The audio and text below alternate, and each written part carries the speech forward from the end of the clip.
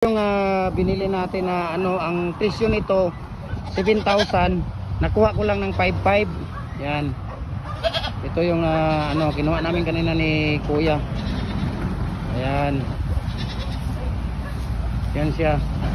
Kuya, panguha na itong baboy yung kuwan, ibalik na ito diri. Wag ipambalin kay nag-spray lagi kanina mangga.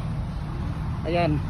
Ito malaki na yan, 5,500. Tapos kahapon naman, ito ang isa kahapon.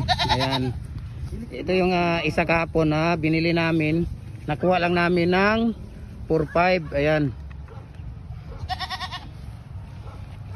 So, sa dalawang kambing, nagkakahalaga siya ng 10,000. Ayan, malaki na rin ito.